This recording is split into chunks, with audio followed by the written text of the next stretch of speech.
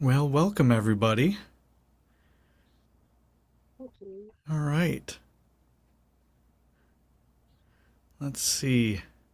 All right, raise your hand if this is your first time in this group.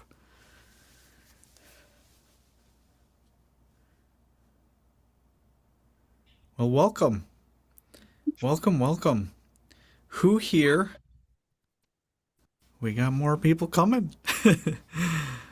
All right. Who here has not read my book? All right. Great. One person. Good. I'm about 60% of the way through. I gotta find you. Who's talking? Oh, it's me, Deanna. Oh, you're up there. You're right next to me. You're right over there. Great. Well, let's start with you. Uh, you spoke up, so welcome.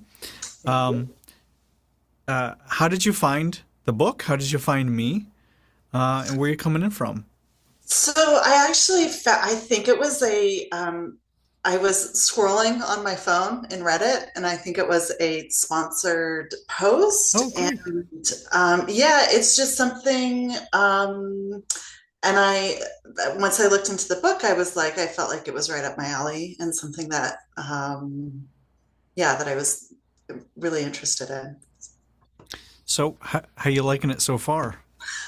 Yeah, so I've been doing a lot of this stuff on my own. Great. Uh, and the beginning of the book has really reaffirmed a lot of the stuff that I've thought of and introduced a lot of new stuff. And so having like part of that, having part of it echoing some of my own experiences, but then also introducing me to new stuff has been really awesome. Awesome. Anything stand out for you the most so far? The chapter on victimhood, and I recognize a lot of myself in that. So. Anybody else have recognized themselves in that? I know I have. Yeah. Great. Well, welcome. It's nice to have you here. I'm glad. I'm glad my Reddit ad found somebody. Yeah. Great. All right. Who else wants to introduce themselves? If you don't volunteer, someone will volunteer you as tribute. Go ahead, Samantha. Hi, I'm Sammy. Nice to meet you all.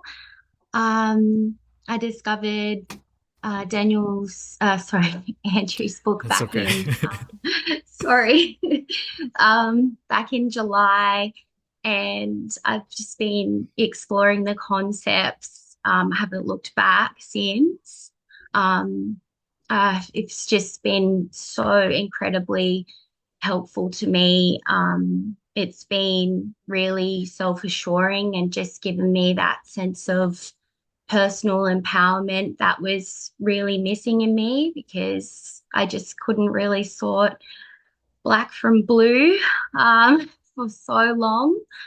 And I'm just so grateful to be here and just have a few tools to continue on my journey of unfolding and improving my life and getting back to me. So thanks everyone for that support. Yeah, and you did your first assessment with me recently, right? Yeah, yeah, Yeah. yeah, it's Would you really like to good. would you like to share anything about that, or if not, that's okay.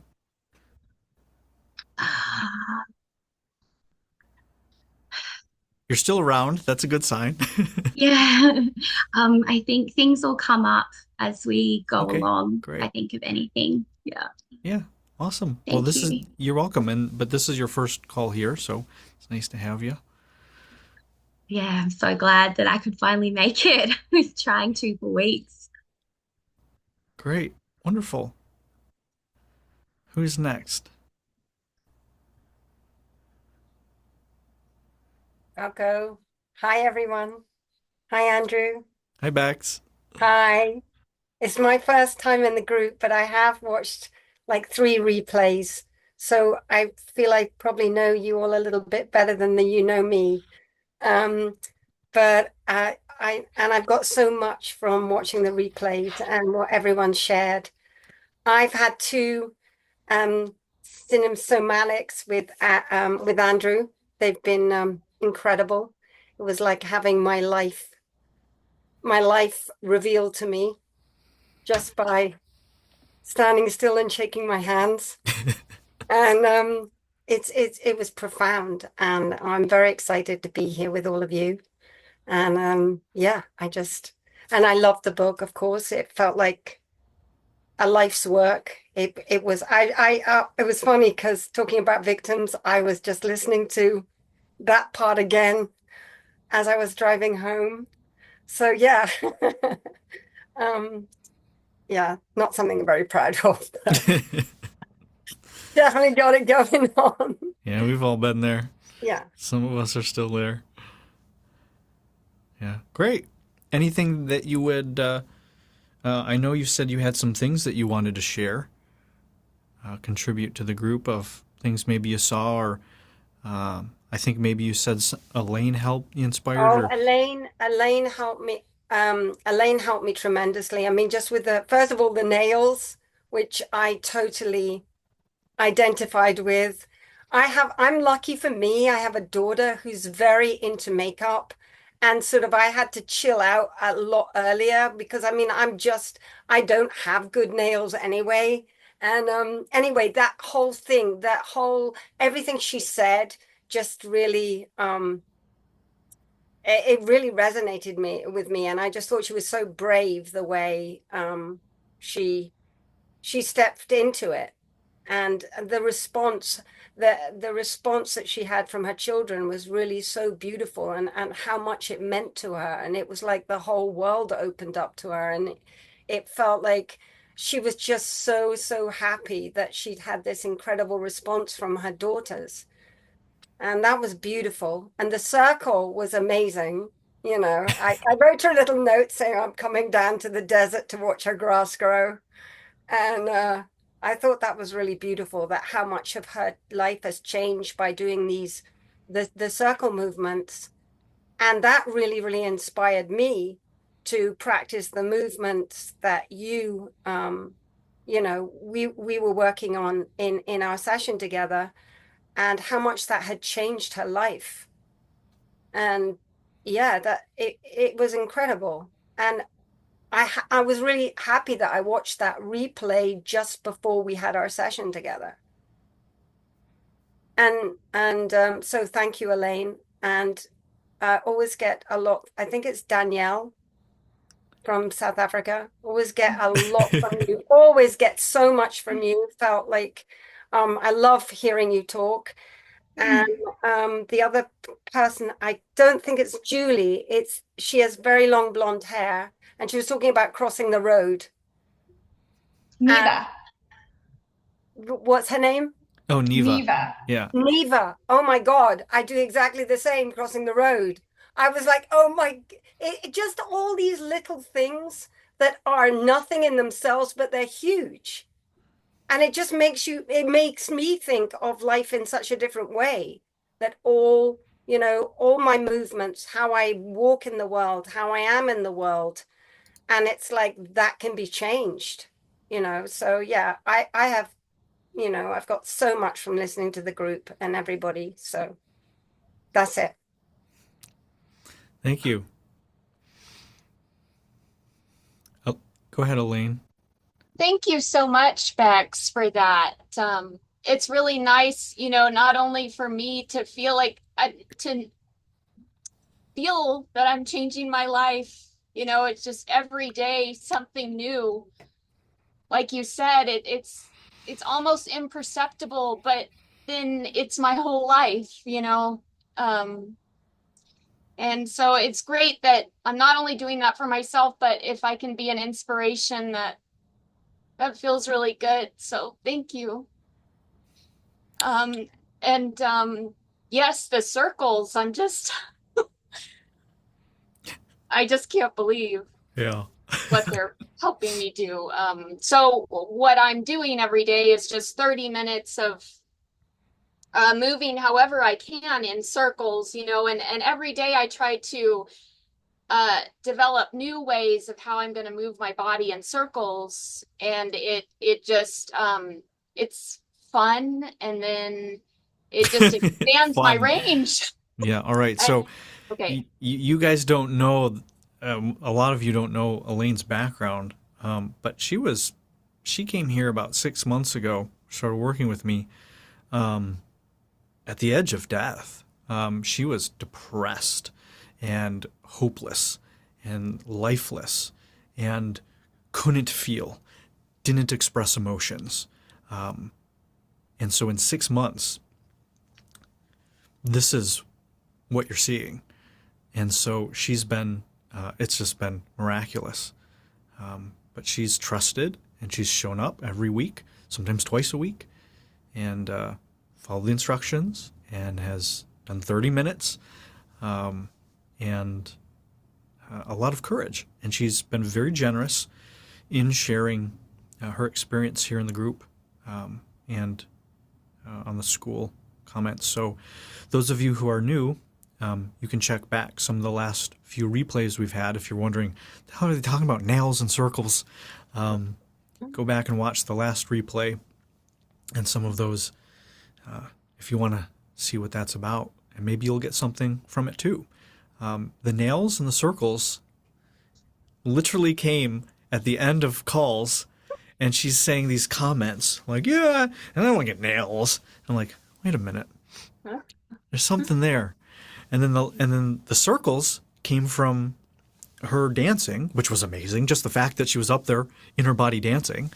But I started to notice, oh, she's not fully twirling. She's not making full rotations. She's not completing any cycles. And so the circles, right? The circles represent completing a cycle and a lot of other things. So I think the last call we had, you can go check that replay out. And we have people go through. Some of you guys here have did it. I know Danielle, David, a few people tried it on, and there's stuff to it. So if some of you haven't done anything about the cinesomatic work yet, this may seem a little bizarre. What do you mean? Your nails? What's the big deal? Circles? What's the big deal? Basically, the cinesomatics work that I do, people that are my clients, that's what we work on. And it's using the body and video to help you see for yourself things that you might think are insignificant, irrelevant, inconsequential, things you might not even realize are happening in your body that translates to the results you're getting in your life.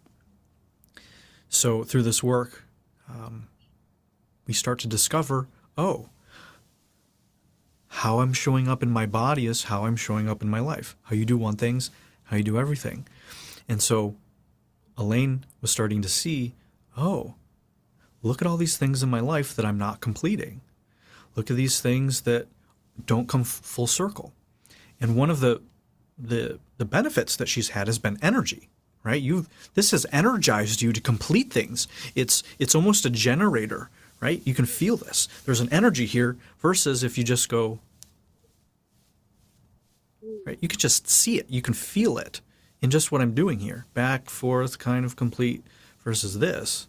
It can even be slower versus. You can just feel that there's energy, right? There's cycles. There's a circuit that's being connected here that doesn't here. So that's a little kind of taste of what we're talking about. Go ahead, Elaine. Oh, I was just going to say, I haven't thought about naps. Used to, I would have to always take a nap after lunchtime, sometimes an hour or two, and I always thought, well, I need to listen to my body. I don't drink coffee, but it wasn't that. Yeah. It was my, how I moved in my life, and it was just stuck in that kind of bowl depression. And that's, it just, to me, it's a waste of life and precious time. And so I'm ready to get back in. Great. Well, it's good to have you back in life with us. Thank you.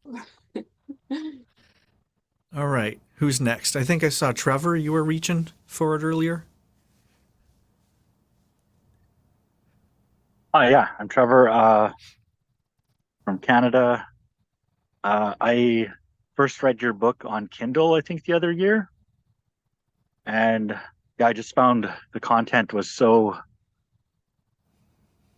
precise and yeah,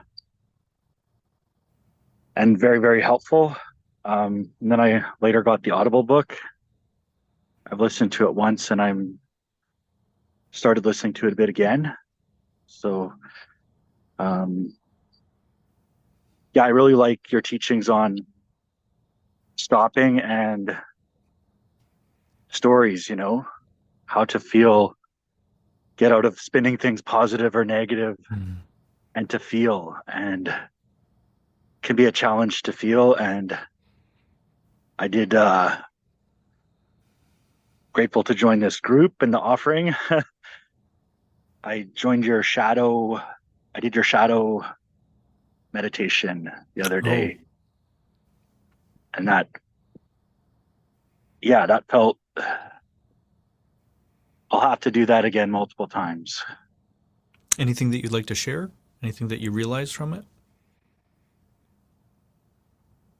I think it reflects on like what you teach about the reverse wiring. Okay. Just feeling like you can have an aversion to feeling and rather get stuck in. Yeah. So it's an ongoing process.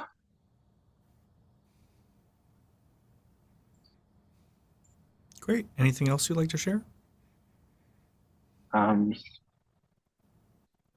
I let my friend Shanez know about this group, so I'm glad she showed up. Hey, Shanez, we'll go to her next. She's such a beautiful, joyous person. Well, yeah. Great. Well, thanks for joining. I'm glad you've been enjoying the book. All right, Shanez, he passed the torch to you. Hello, I'm Shanez. I'm super excited to be involved in this group. I have not read your book. I have looked at some of your videos and I find it quite intriguing. So I can just feel the excitement and the free flow feeling. And I really look forward to being just navigating along with everything to see how I can utilize more tools in my life experience. Yeah, what's your vision? What's going on in your life? I've had massive losses in my life, and so it's just navigating new life experience, really. So I've lost 3 children over the course of the last 4 years, and the last 2 were just, I guess, about 6 months ago. So a lot of grief, huh? Yeah, that's really shook up a lot of my life experience of where I thought my life was headed, and it's kind of up in the air. So Great. Well, thank you for sharing. yeah, thank you. Yeah, it's good to have you here and moving through that grief and that the newness in life, what that opens up for you and what's ahead. Have you done the life map? It's a freebie. No. Yeah. So if you go to my website, there's a free life map. Okay. Yeah, you just sign up, and I'm actually going to be adding to it an exercise. Everyone will get the notice. But what I've found since writing it, I've been working with a lot of clients doing the somatic work, and so I want to add a piece in there that's similar to the embodied story exercise at the end of the book, where you can start embodying your vision. So that piece of actually embodying your future and going through that is going to be very, very powerful. So something to look forward to as well, but you can start that, and it's a good way to give yourself permission to start having a vision for the future, and all these new opportunities that lie ahead for you. Thank you very much. Yeah, you're welcome. All right. I think we got one more person here. Can I go? Yep. Hi, I'm from Japan. I'm Kai, and I took 3 sessions with Andrew. I first knew you through our community, which is alumni of Jeffrey Martin's course, where people are exploring about consciousness and awakening and enlightenment.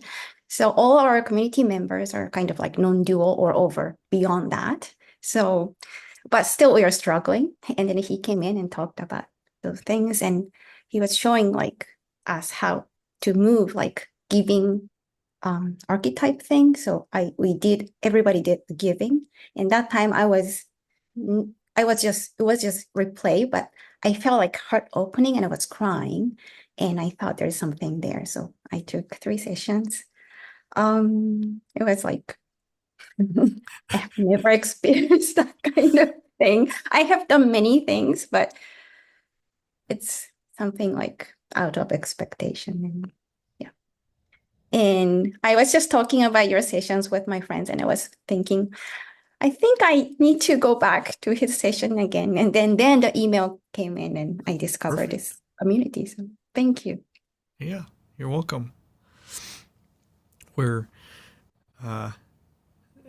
not necessarily be doing therapy and cinesomatics here, but we go into little bits and talk about it and concepts from the book, and people are sharing, and it's just a nice way for people to come together. Clients that have been with me for a few years, and they get to share and be a part of fresh people coming in, and new people get to experience what is going on for them. So it's good to have you here. All right.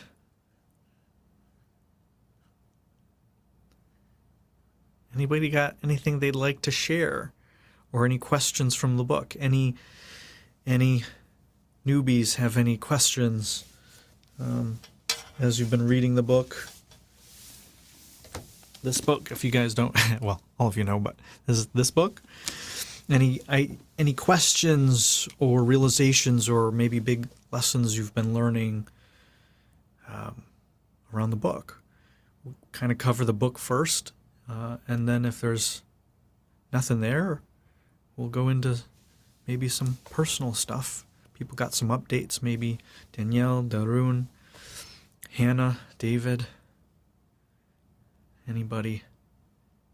Just go for it. Just start speaking.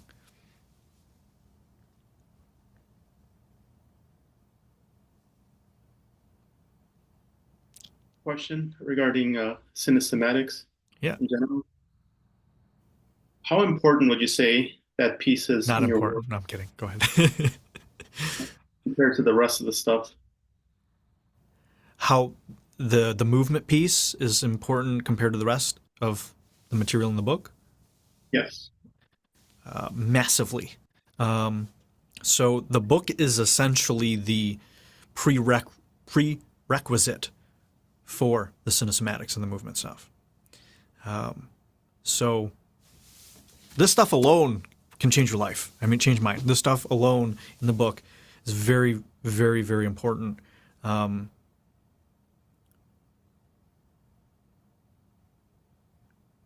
embodiment piece. For example, you don't have to necessarily do cinesomatics to embody these concepts. But it does require using your body. What? Who's that? I'm sorry. Apologize. Oh. Sorry about that. Yeah, just mute yourself. Okay. Yeah, if there's people talking.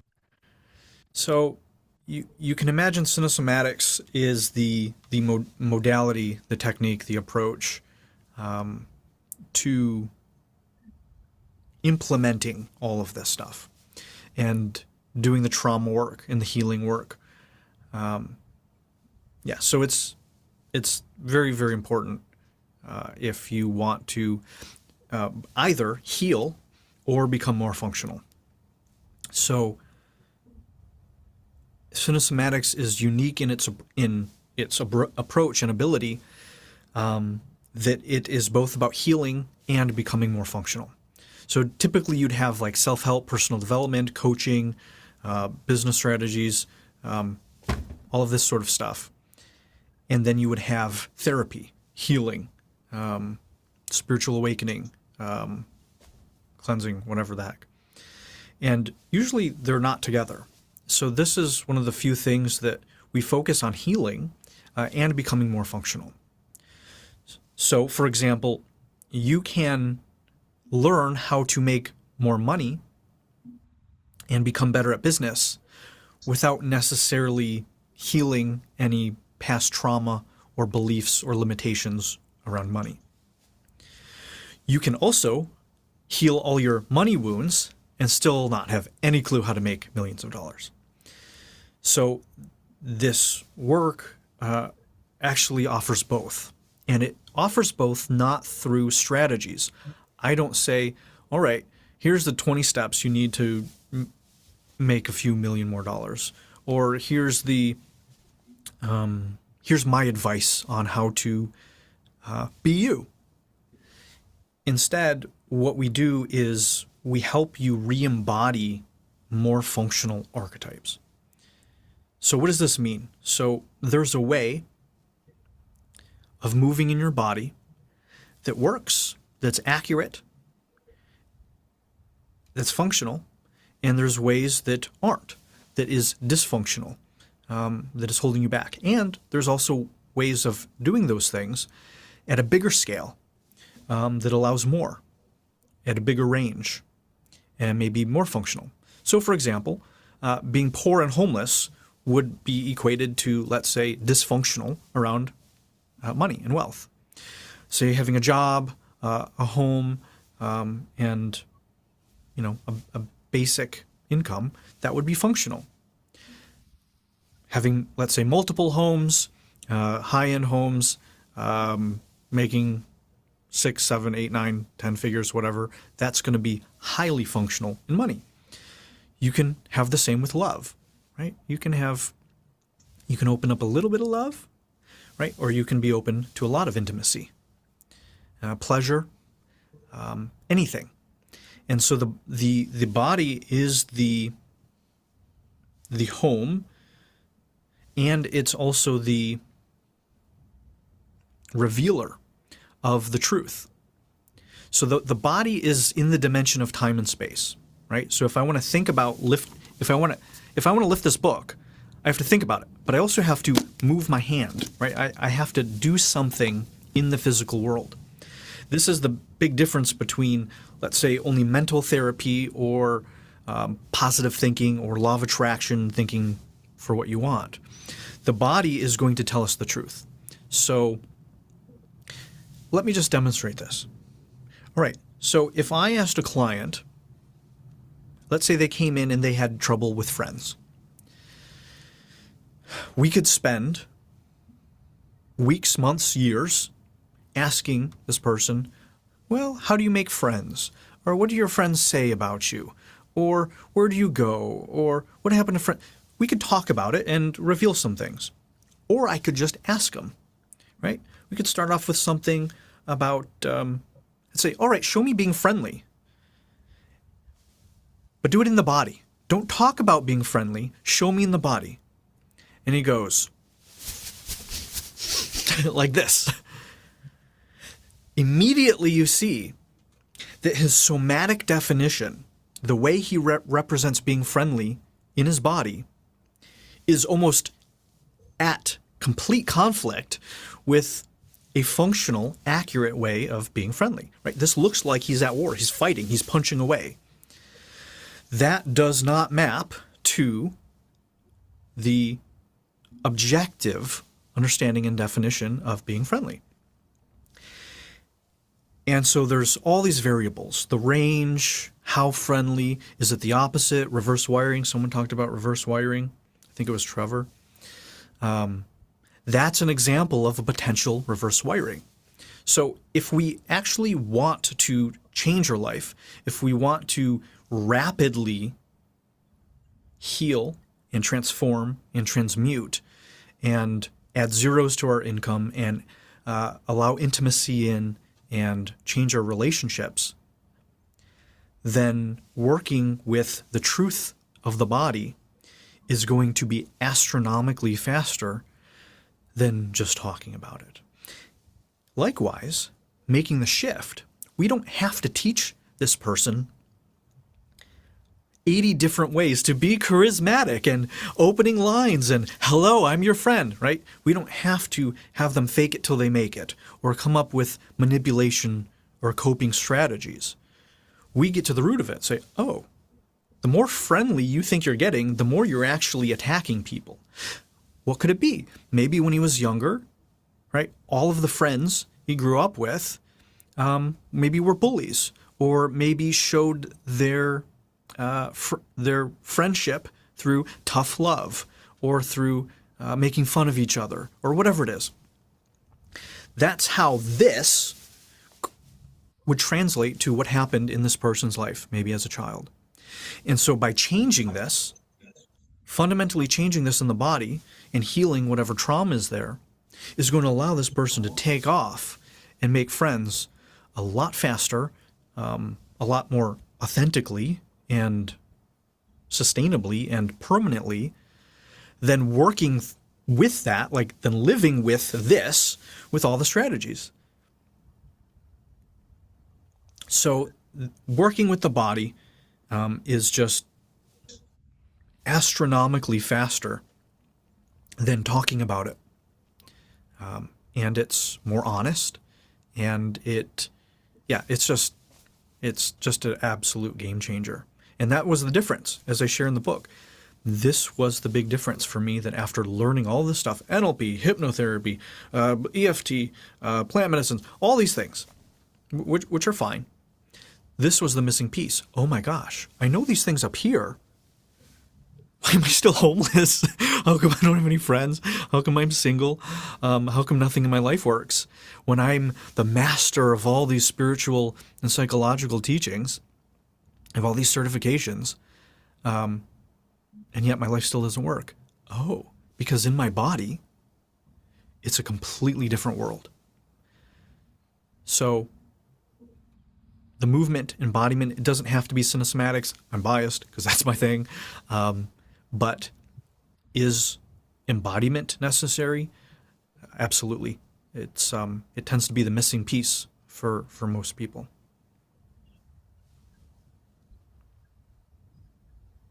So hope that answered your question. I think I was also kind of focusing a lot on the feedback part of it. How necessary is that? Well, I have a chapter called The Essential External. That should answer that question. Yeah. It's essential. Yeah, we can't do it alone. Whether it's me, whether it's the people around you, whether it's a coach, a therapist, your partner, a mirror, a video, your bank account, the results in your life, we absolutely have to get feedback from the external world. Or else we get stuck in our head. We live in a bubble, and possibly fantasy, possibly denial. And we have blind spots. We don't know what we don't know. I have blind spots, and spots. We all do.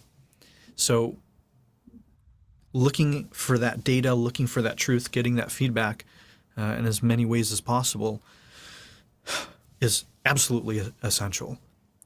Because we can, just like that person who thinks they're being friendly when they're actually doing this, needs feedback because they just won't be able to see it. You can't do it alone. You can do a lot, but you can't do all of it alone. And then the question is, why would you want to? And that brings up a whole other set of things. And then there's the whole metaphysics of it, of, well, there's no one else out there. And then even more metaphysics of, well, why are we separate? Where then we start seeing the fractal nature of reality, the holographic nature of reality, that the whole is contained in the part, and the part in the whole, and okay, you're a reflection of me, and I'm a reflection of you, and the as above, so below, and the micro and the macro, and yeah,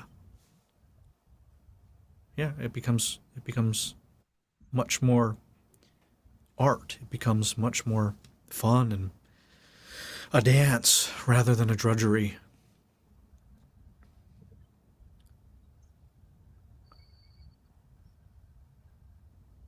All right, who else?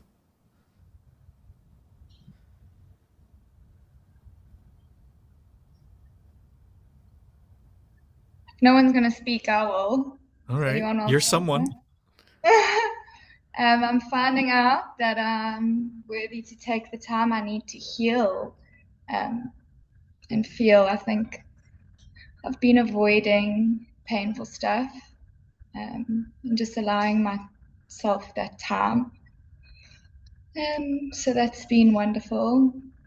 And I think I've also come to realize that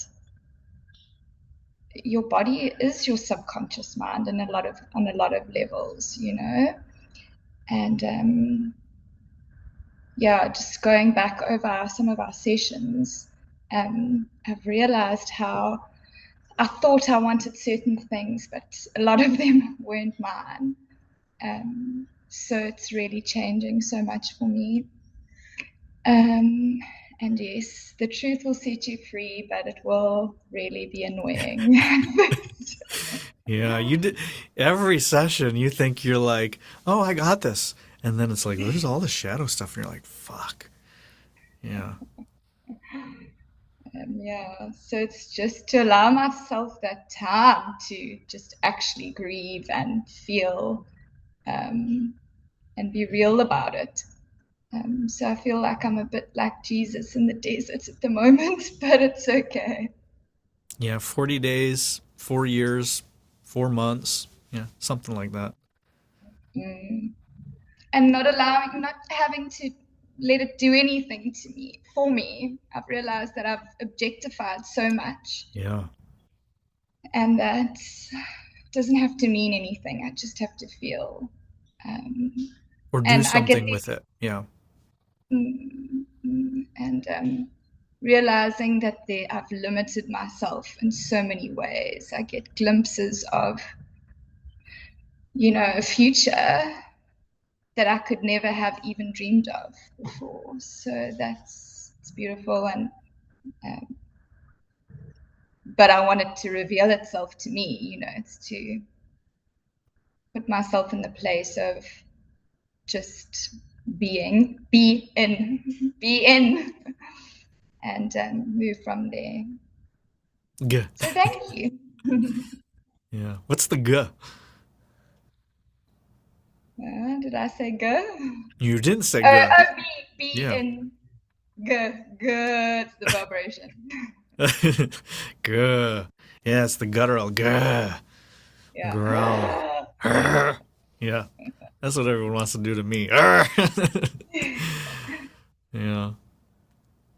Yeah, it's giving ourselves that time. I remember when I got to this work, I'm like, it's been 8 years. I'm about done with this. And then it was another 5 years of this kind of level of work. And I was like, fuck. Are you kidding me, man? I thought I thought I dealt with this and this and this. And it's like, oh, yeah, you spent 8 years preparing. You would not have been able to start at this level. This is some of the most advanced work there is. And people don't like when I say it because they don't know who I am, and they say, "How dare you?" It's like, well, come and find out. Yeah, and so it's And that was a big insight for me also, to realize about myself that I didn't like it when you said that. It was annoying. I'm like, yeah. I've done so much for Yeah. so long. But then it clicked with me with my nephew and my kids, how beautiful it is to see them grow. Why would I want to rush that? It's about watching them grow. It's about them evolving. It's about being present, and being in relationship with it all. Yeah, where you're trying to get to. Exactly. All you have is here and now. Profound. Yeah, what is it? For those of you that don't know, I pull from all sorts of spiritual, philosophical, psychological, entrepreneurial teachings. And there's, I don't know the exact phrase, but I'm paraphrasing Jesus saying, the kingdom of heaven is on earth, but men do not have eyes to see. And this work is going to give you the eyes. But at first, you're not going to see the kingdom of heaven. You're going to see hell and all of the dragons that you've created first. And that's part of the desert. That's part of the wasteland, right? And the Arthurian romances and the wasteland motif. And the desert. And if the kingdom of God is within you, the antithesis is the same. The hell can be inside you too. Sure. Yeah. Joseph Campbell, I have this quote in the book. All of the heavens, all of the hells, all of the angels, all of the monsters and demons are within you. Yeah. It's not a beginner statement to understand that once you realize you're it. You know, that whole poetic part at the end of, I think, the spiritual path is failing you. You're it. What are you looking for? Why are you trying to ascend? Why are you trying to escape? You know, there's a lot of spiritual teachings that are all about that. You know, your humanity is your divinity. This is it. You're it. And for both reasons, for both the extreme in the glory, in the divinity, in the regality, and in the darkness, the shadow, the evils, the horrors, the terrors. So just that. All right. Yeah, go ahead, Trevor. I love what you've said there with Joseph Campbell. And I think about the whole hero's journey thing and that whole concept of independence and what you speak about, like we need each other. And I think as humanity, we do really need each other and have a new understanding of what that means. That we're in interdependence and how deeply what we do within ourselves affects ourselves and others, you know, making those connections. Like it's an inner journey, but it's also hand in hand with others. And we really, finding that balance. Yeah. It's your life is not only about you. It's not about you, right? So martyrdom doesn't work. And then the narcissism doesn't work when you only make it about you or only make it about others. Neither of that works. Codependence doesn't work. Isolation doesn't work. Interdependence, right? Yeah. Being able to trust ourselves, self-reliance, awesome. But you can have self-reliance and reliance on others. Sometimes that's even harder, right? How many strong, independent men or women? Well, how much of a hit to the ego is it to say, well, I need a man, I need a woman, I need help, I need a family, I need love, I have needs. Feeling. Yeah, all of these things. And it's not so easy to sort it out because we grow up in cultures and families and societies and traumas where abuse feels like love and love feels like abuse and boring. And it can be confusing to navigate, right? With the collective trauma and how people bounce their own conditionings and wounds and and project it out onto people in the world and political ideologies and whole things. It's a lot to sort through. You can get to that place. It takes some time, but it really starts as an inner journey. And when you can sort of purify this, imagine a windshield is kind of the analogy I give, a windshield. And you're born and it's crystal clear, but you don't know what the fuck anything means, right? You're driving, you're like, oh, the fuck, these are just things, shapes, colors, blobs. Oh, that's a tree. You learn. Oh, okay. And over the years and decades, it gets chips and cracks and mud and dirt and rust and bugs and all this stuff gets caked onto this windshield. And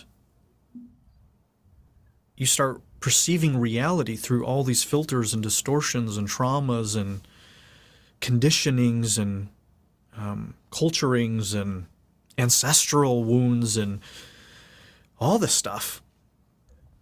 And the major part of this work is in cleaning that and clearing that off. Not, as you mentioned, spinning a new story, a better story. Oh, I just have a lumpy windshield. Isn't that great? No, that's dirty, man. You got to clean that off, right?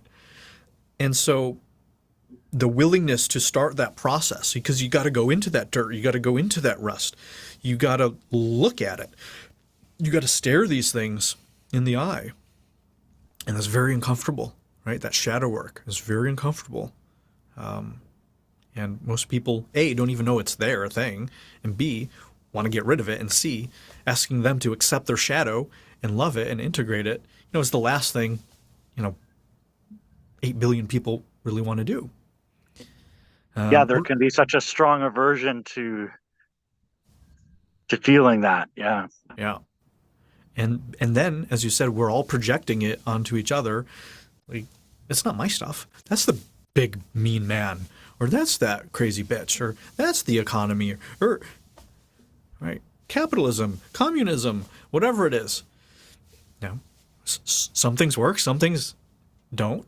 But understanding how we are a victim, we play the victim, and we don't take any responsibility for those things. So, it's a lot to sort through. But when you can have this purity, you don't get triggered that much. I mean, nobody's perfect. I'm not without, I don't have 0% anything. My mentors, nobody did. But you can get to a point where you can pretty much go through life and be at peace. It's that center, right? It's the center of the wheel of fortune that I talk about in the book, Arriving to Now. You can be on the outside. Most people are on this karmic cycle and they're just like the ant on the wheel. They're just getting thrown around. Or you can be at choice. You can be at the center of that and move beyond all of that drama and trauma. But it requires healing. It requires that effort to go into that.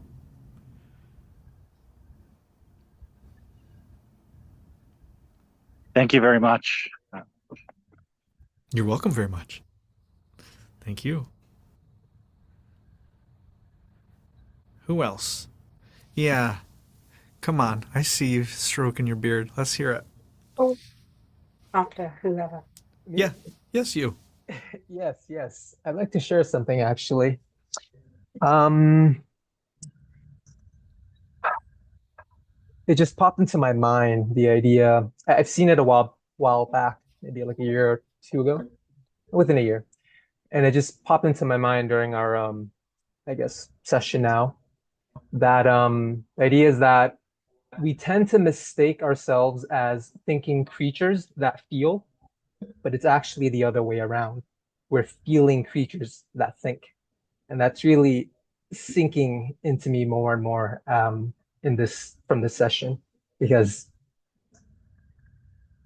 when you look at it biologically, feelings came first, right? Before we had the frontal cortex to think and all that stuff, right? So it just makes sense. So I just wanted to share that in case that resonates with anyone else, because I'm really feeling it right now. But yeah. Thanks. Yeah, it's good to get these different perspectives and different ways of saying it and seeing it. You know, I can say it one way, you say it a different way. It lands for one person and not the other. And so, yeah, absolutely. My experience has proven this true without the science, evolution or whatever, is everything works better through feeling. Through a feeling-based awareness, it is unquestionable that it is the superior approach. Doesn't mean we don't think. Thinking is very important. When you're doing things that require thinking, being able to have high intellect is useful, is absolutely useful. It's very powerful. But it's not the same as intelligence, as I talk about in the book, right? That intelligence of feeling. Feeling isn't just emotions. A lot of people think that feeling is just being emotional, right? And even being emotional has this connotation to it, which is usually people being reactive, hysterical, drama, right? Or acting it out. And so most people's idea of what feeling and emotions are in day-to-day life is incredibly distorted. And that's why I talk about people that are, when intellect slows you down, the intellectual ego's pain, right? Where I talk about the judgment. It's like, yeah, the scientist, an engineer, over the superstitious Monty Python, she's a witch, right? That is absolutely superior, right? That is absolutely based in more reality than superstition or panic and chaos. But what about intuition? What about the subconscious intelligence that runs your entire body? You don't use your intellect to make this magnificent machine work. There's no intellect in the grass, but there's intelligence. And so when I'm working with clients, every single time, things work better when they get out of their head, get into their body, and move from feeling. Every single time. I have not seen anybody who went into their head and dissociated up here and started overthinking and things work better. So that's all the proof that I need, the actual results.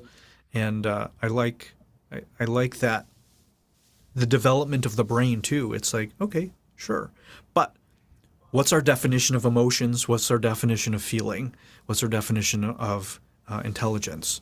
Those are very, very important because society, if you confuse being hysterical and emotional reactive to actually feeling, you're going to be in trouble. Hannah, talk about this. Don't be scared. The difference between actually feeling and reacting to your feelings. Yeah, this has been hard for me to discern. Because I've found that I often have a very strong reaction to how I'm feeling, because I don't like what I'm feeling, or I'm judging what I'm feeling, and then I start judging that I'm having a reaction to what I'm feeling. And then we just are all the way out here in crazy land. Yeah, that's a great point. It takes you further away from the feeling, and that's the design of it. Mm-hmm. That's the ego's design. It's designed to get you further away from what you're actually feeling, because you don't want to feel it. Fuck that thing, right? Yeah. And so talk about how you've sort of had this confusion and been proclaiming, you keep wanting me to feel this stuff and this hysterics and the pain. on top of the emotion, and how that's kept you from actually being able to penetrate anything. Yeah, and it's still a bit blurry for me. There's times when I can feel the difference, and then there's times when it's difficult for me to discern which I'm doing. Or there's times when then the reaction to what I'm feeling is just so powerful that I feel completely trapped in it, and I feel like incapable of not reacting. And then the harder I try to not react, the more I react, and I get in this like cyclone. Yeah, which I think is, I think I shared this in a previous call, but I think I've spent a lot of my life suppressing what I'm feeling in order to be a good person and to not be reactive and to not project and to be like the level-headed person in the conversation and to put others' feelings before mine. And so I don't know that I've with other people have ever really actually felt what I've actually been feeling. I don't know that I ever really learned that, because it was always me trying to like to be a good person or to take care of someone else.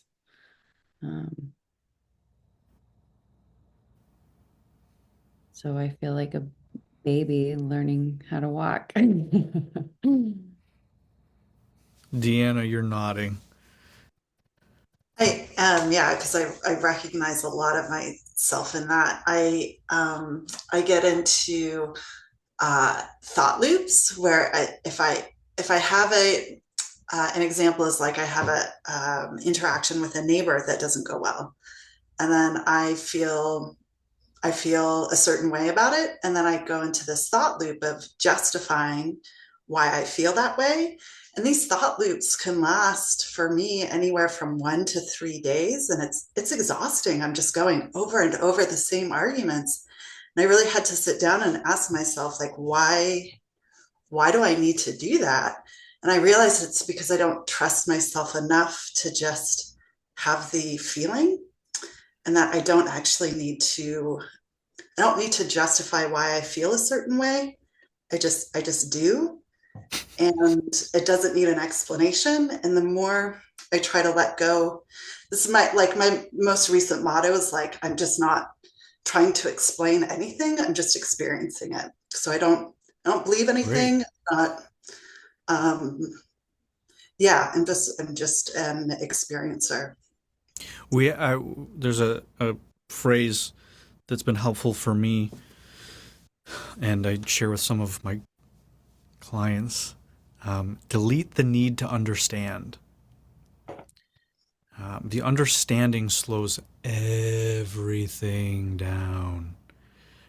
If you have to understand all of the electronics and combustion and operation and mechanics of everything in your car before you started driving it, most people would never drive.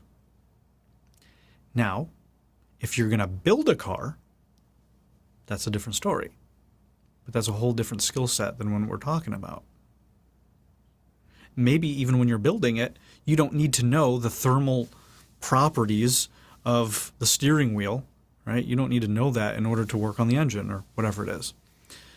So in our practical life, the ego, the mind, is trying to understand everything because that's how it either has control / safety.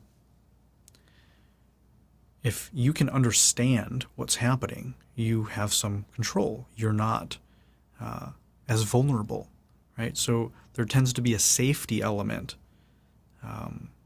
And then if you want to be understood, there tends to be wanting to be heard or other things like this.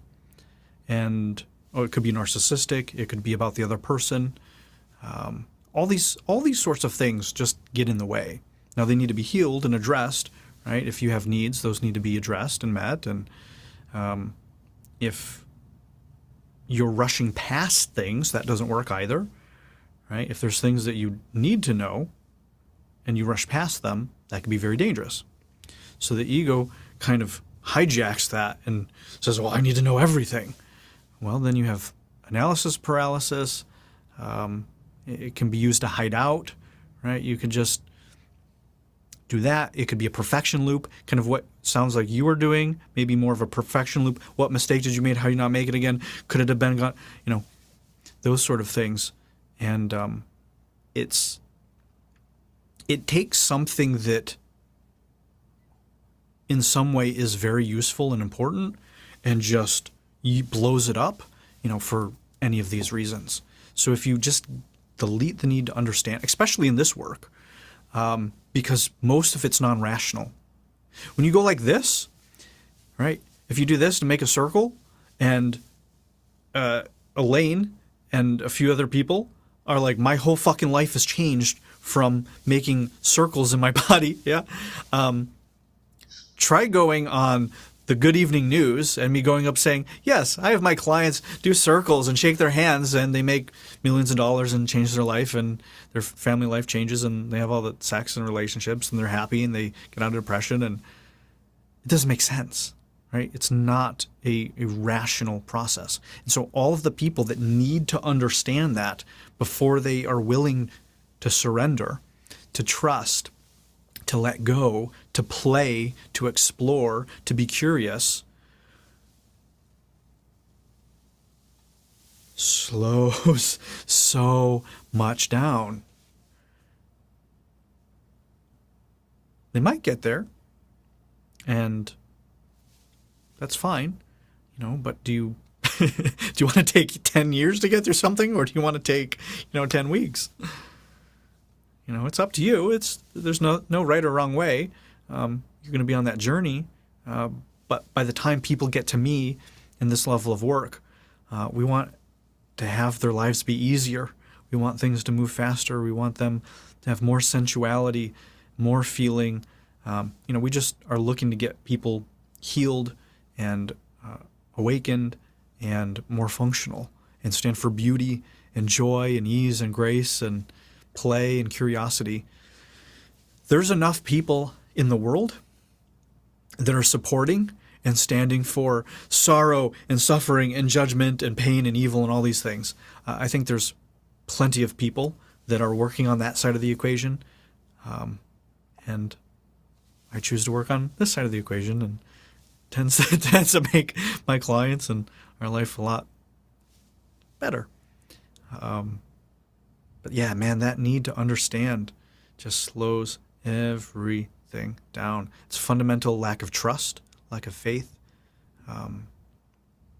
safety, control, all these sorts of things.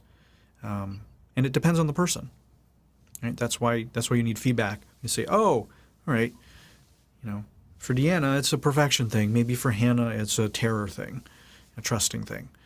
And so we have to do the diagnostics. We have to feel into each of you to see what it is for you, because it's going to be a very different remedy for each of you, despite it being the same fundamental thing, depending on where that energy is caught up in.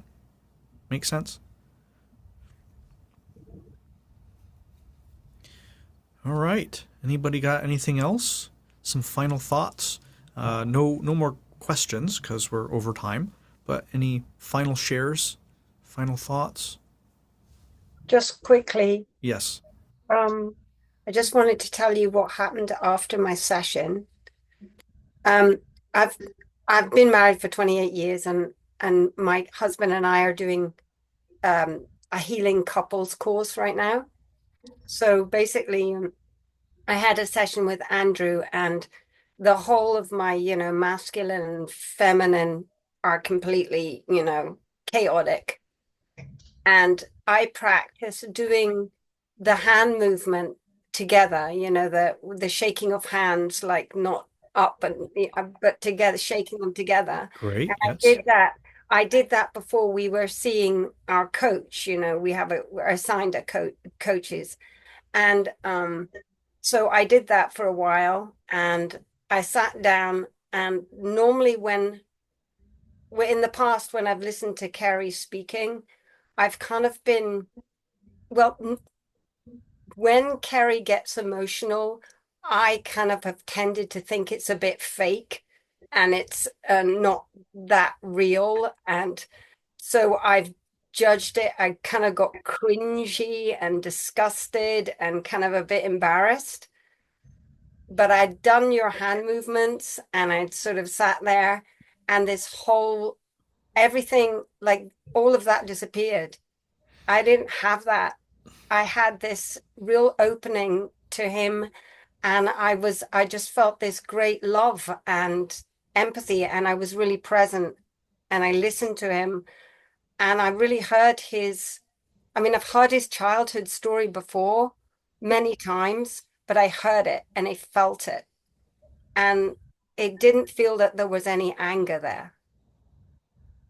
So that's what happened after our session. Just wanted to let you know. No, just that little thing. That's huge. Like, yeah. Totally. From shaking your hands. Yeah.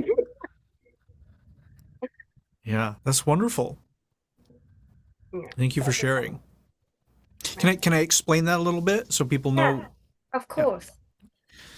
So in the embodiment assessment, the first assessment that I offer, we do something called the handshaking diagnostic. It's literally just shake your hands. And many of you here have done it, and you'll know what I'm saying. What happened for Bex, which was fascinating. This was super cool. I always love when I get like new things. It's, oh, the boring, my dad beat me. No, I'm just kidding. Sometimes you get some really interesting things that I haven't seen. I've done this like thousands of times. So when you see something new, it's a little fun. So what was going on, which is not new, which is it's a normal thing that happens, is that she was moving and shaking her hands in opposition. Right? So you see how the hands are in opposition versus together. I gotta look at myself on the screen backwards, right? Opposition, together. The right side, and if you go to cinesomatics.org, there's a graphic that explains this. It's the masculine and feminine polarities in the human body. And one of the three dimensions is left and right. So the right side is the yang, the masculine, and the left side is the yin, the feminine. You see all sorts of wild stuff. I get to see clients, their parents' relationship plays out in the way that they shake their hands, oftentimes. And so I'm literally able to see how their parents' relationship went. I don't have to hear anything. I don't know anything about these people, like my clients when they come on, about their parents. And just through that, a lot of times we get to see their parents' relationship that they've embodied, that they now have in their relationships and in their life. And so the interesting thing, that's sort of par for the course. The interesting thing is that when Bex went far away, they synced up. And then when they got closer, they went into opposition. And so that was like, okay, well, energetically, what is that about? It's like, all right, well, it sort of feels like you can be in sync, things work better when you guys have space between each other. And when you guys get really close, it becomes an opposition. And Bex was like, yeah, that's exactly what happens. When I take distance from my partner, I feel like we're more connected and we can get along better and all this stuff. I was like, yeah, there you go. It's right there in the body. And so part of that healing is going to be, all right, well, you have it out here, right? How can you maintain it? I got to look at myself. Right? How do you maintain it when it comes in closer? And that's what I imagine you started practicing. And she practiced that like once after the session. For how long? 5 minutes, 10 minutes, 15 minutes? Just give up your hands. 10 minutes. 10 minutes? Okay, so 10 minutes of just doing that caused her to relate to her partner of how many years? Did you say 20? You're muted. 28. 28 years. All right. So 28 years in this relationship, in this partnership, 10 minutes of her shaking her hands allowed her to feel and to hear and to let go of judgment and anger and empathize. That's does anybody think that's all you fucking shake your hands for 10 minutes? Someone you've been with for 28 years, you have a completely new experience of them. Yeah, things can work that fast. Because it was a miracle. It is a miracle. Absolutely. Well, it was after, the Elaine and the circles. And then it was like, okay, I'm going to practice because she was doing the circles. And so I just practice it. And it's not like I haven't had empathy, but this was real empathy. It wasn't trying to Yeah. empathy. You know what I mean? It was different. Yeah. It felt different. Yeah. It felt you probably you were probably more penetrable. You let it in. You allowed it to be closer. Yeah. So I just wanted to explain, because these are Elaine and Beck's private clients. They share this stuff because they're in it. So giving some background so you guys understand. Oh, what are they talking about? Shaking hands and circles and nails. These are the massive breakthroughs people are having. David asked, "How important is this?" Well, you're seeing it. Yeah. Just a few minutes and just a little commitment to moving in a new way in your body. It's not guaranteed, right? Because you have to make the choice. You have to be willing to have the courage and to face the shadows and make new choices, right? So it's not guaranteed. You can fake it. Okay, I'm doing the thing, right? If you just do it from muscle, if you fake it, you're not going to get the results. Okay, yes, I am letting you in, right? I'm exaggerating, but this is what people do. You have to feel it. It has to be real feeling in the body. And so there's all these subtleties. Oh, are you faking it? People cry. It could be hysterical. It could be acting it out for attention. Not every time, right? It could be, we could create drama. We could manipulate, right? We could try to get away with stuff. Darun, trying to get away with things. And it takes that feedback. It takes being and feeling to feel that. Say, oh, this is real. This crying, this empathy, this sadness, this is beautiful. Let's go into this. Wonderful. Versus you're acting, you're being hysterical, you're reacting to the emotions. It's okay. Let's guide you into the real feeling. Let's help you penetrate this. So, yeah, it's really important to be able to discern and feel through these things. So, thank you for sharing, Bex, and thank you for letting me share and explain that. All right, guys, we're over time. That's it for today. Thank you guys so much. This has been our biggest call to date. I hope all the new folks found this helpful and fun or enjoyable in some sort of way, and we'll see you guys at a future call. Thank you. Thank you. Bye. Take care. Thank you, guys. You're welcome. We'll see you soon. Thank you so much. You're welcome. Bye.